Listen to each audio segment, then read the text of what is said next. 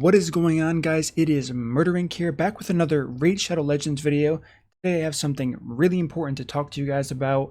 Everyone knows gear is extremely important for your overall progression in the game to, really kill it in all aspects of the game. But something that's equally as important that I think is kind of slept on as far as the community goes is masteries. Today I'm going to give you every single mastery build for every single aspect of the game, how I would do it. There are a few niche champions that do require some special masteries. We'll talk about how to figure that out. It's very important that, especially with masteries, something that takes 150 gems to reset, you have to be really careful when you're going through this. So I've highlighted and done champion spotlights, showed you my insane gear, but part of that gear is also how I master my champions. So the first thing we're going to do is we're going to talk about this awesome website called RaidBro. RaidBro.com. I don't really use it for the other aspects. I'm sure they're fantastic. However, I highly recommend whenever you get a new champion, come to this website, go to the masteries tabs, and you can pretty much figure out what you're going to do and how you're going to proceed. When you want to pick masteries, this is for free. You can reset it as many times as you want. It doesn't cost any gems, so I think it's very important that you calculate every single mastery point, make sure it's what you're going to use for the foreseeable future, and then you don't make any mistakes. So now what we're going to do is we're going to get right into this first mastery tree here that I've already set up. I've actually already set up tons of preset ones that I can show you guys. So first we are going to be talking about pretty much any wave clear champion you have, any arena nuker you want to use, and also you can actually use this for a variation of enemy max health hitters like a Cold Heart Royal Guard. So this is what I talk about when I refer to the one-shot build in all of my videos. It's pretty easy, and as you can see in the bottom here, it actually breaks down everything for you with the mastery name in this bottom section here. So these are the masteries that I would take for any one-shot build. If you want to go through them really quickly, you can see what they do. This is pretty much how to get all of the enhancement damage masteries from the offense tree by doing this kind of like zigzag tree, ending in Helm Smasher. Now, once we get further into the video, I'm going to show you another way to do it using flawless execution. Now, one big question people ask is, how do I know when to use Helm Smasher and when to use flawless execution? That is a fantastic question. What I personally do and what I recommend is, if you don't rely on Helm Smasher killing your target, absolutely use Helm Smasher to provide any extra damage you can. If you need Helm Smasher to proc, obviously that adds additional RNG that you may not want in any content you're doing. Now, if you're talking about wave clearing campaign, I think the RNG aspect of progression is absolutely fine. However, if you're talking about consistent farming, whether it be stage 20 dungeons, trying to kill the spider boss with this, I don't think this is the most ideal mastery to use, because if it doesn't proc, then are you saying you're going to lose your run? If that's the case, then having just a 50% chance is not good enough odds for you to use and say, this is worth 50% chance of me sacrificing the energy I'm going to use for this run. Helm Smasher also has incredible synergy with champions that already ignore defense. Perfect example would be Gala Longbraid. I would always take Helm Smasher on a champion like Gala, because any addition to ignore damage that any champion already has in their kit, as long as it doesn't go over 100%, is absolutely fantastic. Now, the secondary tree is always the hardest part for most people to pick. This is pretty much up to the player's preference on what they want to do. Obviously, if you have a champion that requires accuracy, you're going to want to go down this tree. If you're not using a Savage gear set or any type of CC gear set, Lore of Steel obviously increases any speed, accuracy, even cruel damage. It actually does, even though the tooltip isn't updated on here. It does increase the amount of attack you can get from that. So these are all things to consider when choosing a secondary tree. Now, the next tree I'm going to go to is the Ultra Nightmare Clan Boss War Master version mastery. I know I've linked this in probably every single video. This is just so you can see it in this mastery guide in case you've never watched a video of mine before, so you always have this here. This is what I would recommend for Ultra Nightmare. or any other difficulty in the clan boss where you do not need accuracy. Now what I want to do here is pretty much to show you how the website works.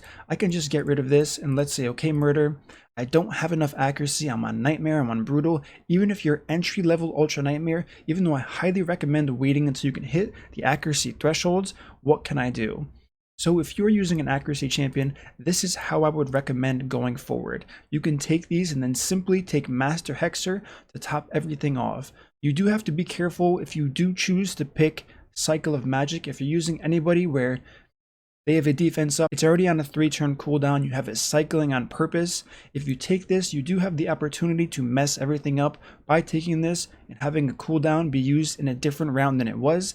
Maybe this leads to a stun going to the wrong champion. So if you want to burn a talent, what I usually do is Cycle of Violence if it's a hard hitter. If it's not a hard hitter, I go with Wrath of the Slain, just to give you a little bit of a boost in a clan boss scenario. If someone dies early, you get that little bump in damage from Wrath of the Slain, 5% for each dead ally, stacking up to 10%. It's not huge, but this has no effect on the rest of your team's synergy that Cycle of Magic would. Moving on to the next talent tree, we have our Ultra Nightmare setup if your champion is a Giant Slayer.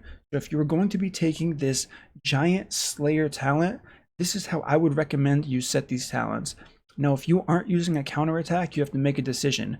If you're using block debuff to prevent all of the stuns, you're not going to take the turns. You're actually going to take retribution for that chance to counterattack. If you don't already have a counterattack champion, if you do, this doesn't really matter which one you take, whether you're blocking the stuns or not, because more likely than not, you're always going to have a counterattack up. And that's the maximum benefit you are going to get there. This next talent tree that I'm going to show you here is for Arena, for a Debuffer, for pretty much dungeon use on a support role champion that offers a very critical debuff to your team. Now, this is mostly for Arena, or unless you're, I guess, early or mid game. If you want to do dungeons, most people will never need to take plus 50 accuracy, because being honest, accuracy is way too easy to hit that 200 accuracy recommended threshold for level 20 dungeons for campaigns. So this really isn't necessary unless you're in the arena. You need accuracy to debuff or strip buffs from your enemy. So this is what I would recommend if you're using anyone like a Madam Ceres. Perfect example for this build. We have all of the accuracy bonuses here. We have increased turn meter once the debuff expires, which is big. Another huge key to this is Evil Eye. Every time that champion A1's another enemy champion, they reduce the turn meter, which has personally saved me many times.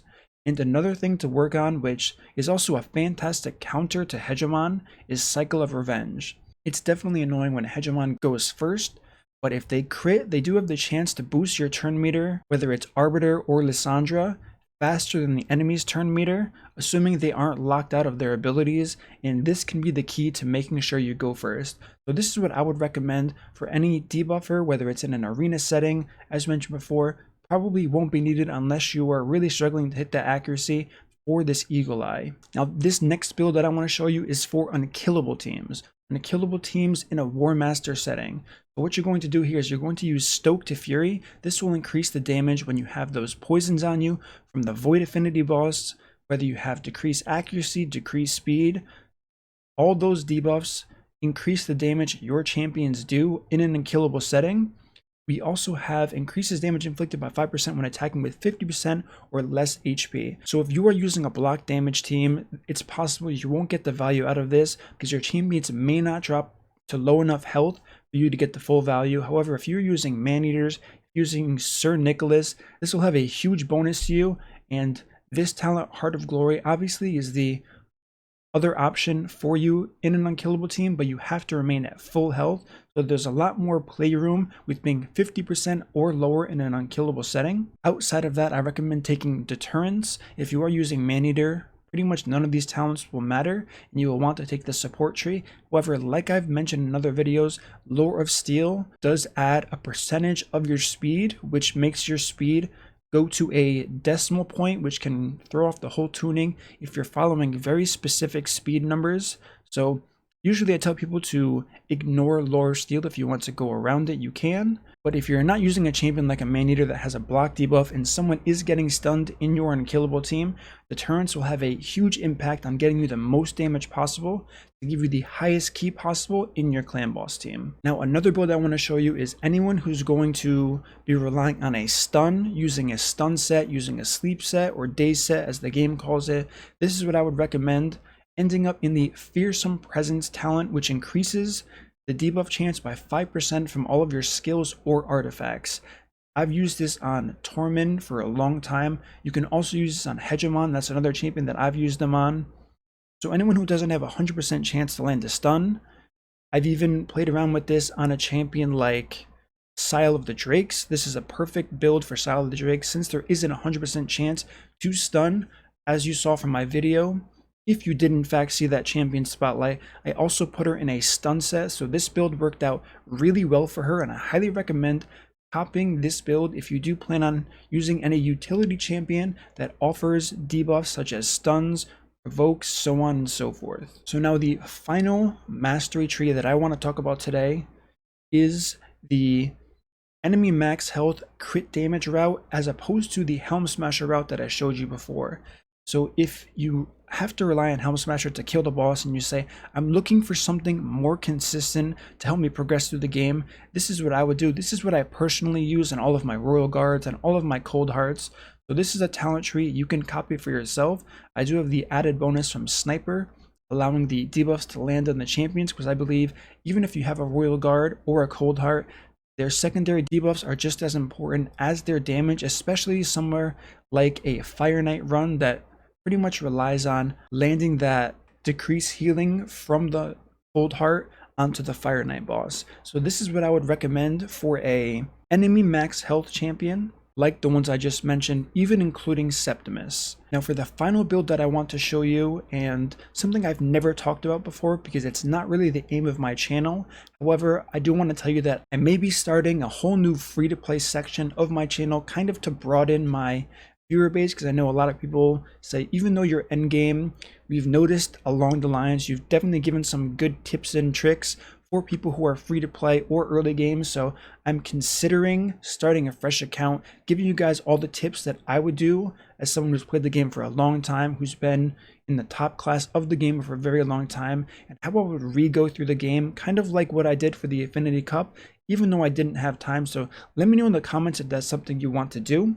And what's really awesome, and maybe this will get you excited, maybe it won't, someone actually has a new account that they started and they actually pulled a Turvold and they offered giving me the account to use for content for my streaming. So that is also something I can do. I can pretty much play a fresh account with the Turvold and level up and give you guys all of the tips that I would be using. And obviously I won't spend money on the account, so I'll just play it as is. Maybe we'll make some exceptions because free to play is kind of hard to do when you've been playing and spending as long as I have, but we'll see. I want to get a feel for the viewers and how they feel about that, so definitely leave a comment below and let me know what you think. So getting back to this mastery tree, what I want to show you is how to approach early masteries. Now I mentioned before it costs 150 gems to reset your masteries. However, everyone gets one free reset. So one thing you can do, which I highly recommend, is if you're using lifesteal gear, the best synergy with lifesteal gear in the early game is War Master. It gives you a ton of extra damage. It really lets you heal up full, and raw damage, unless it's your pretty much starting champion that's level 60, it is really hard to get that value out of an early champion to keep them sustained and healed with just their damage. So what I would do if you are early game and you're starting on your masteries, you're slowly leveling up, eventually you will get to War Master. However, you do have that free reset. So what you can do if you're not going to grind out your masteries all in one session, I highly recommend going the defense and support tree first. This offense tree, if you look up until the tier 1, 2, 3, 4, 5, really doesn't offer a lot for you. All of the huge benefit is tier 5 and tier 6 from this. Yes, there are some things like Light Drinker, but think about 5% of the damage inflicted. If you don't have good gear, if you are in the early game, that's really not a lot. And all of these other things, it's really not adding up. 5% crit rate, 10% crit damage. So what really is going to help you are masteries like Blastproof. Decreasing damage from AoE, 50% chance to remove a buff. This can be huge in farming campaign, especially if you're weak affinity, getting to some nasty debuff on you, helping you progress further. I mean, you can just go through this on your own. Heals this champion by 10% of their max health when they kill an enemy target. This is already really strong compared to lifesteal, so something you can consider. Also increases the amount of healing and the value of shield buffs his champion receives. So now you're already buffing other masteries in this talent tree. Here, obviously, accuracy is huge in the early game, so you can simply just go down this, pick whatever you want. Most people would probably end up around here, and if you want to use Cycle Revenge, so you can do something like this. You can obviously look into it a bit more and get an additional heal here. Let's say you don't want to take Blast Proof because there's not a lot of AoE damage coming to you from the content you're doing. You can obviously take Kills This Champion by 10% the first time any enemy is killed, which obviously stacks nicely with Bloodthirst, so that's a 20% heal there. If the champion you have this on kills a champion, 10% if it's just the random first kill. So you can add a ton of utility to your early to mid game champions by going defense and support tree until you get all the way through. You have a 6-star champion, you're level 60, you're ready to take War Master or any of these other awesome talents and use any of the builds I showed you and start getting settled for that end of mid game, early late game content. But until then, I highly recommend taking this advice, kind of looking at your own champions, seeing if you've made any mistakes, and using this to your advantage because this can amplify your gameplay to a whole new level. Alright guys, that was my video on masteries. Obviously, as mentioned before, there are other champions that have special synergies. Taking a crazy example really quick, Stoke to Fury has a great synergy with Gerptuck Mossbeard, the current fusion. I went over that before. That is one example. So you can use all type of these niche talents to really amplify certain champions. However, I don't think it's important to go through them in this video since there's so many different champions that do so many different things. So this is the basic guidelines on all of the mastery trees that I personally use on a day-to-day basis on at least 85% or more of the legendaries, epics, and I mean a couple rares that I use from time to time. Hopefully you like this video. Let me know if you know anything or you saw anything in this video that you don't agree with, that you did differently. I want to hear it for sure. As always, if you like this content, don't forget to subscribe, turn on the notification bell so you don't miss my next upload, and I will see you all in the next video.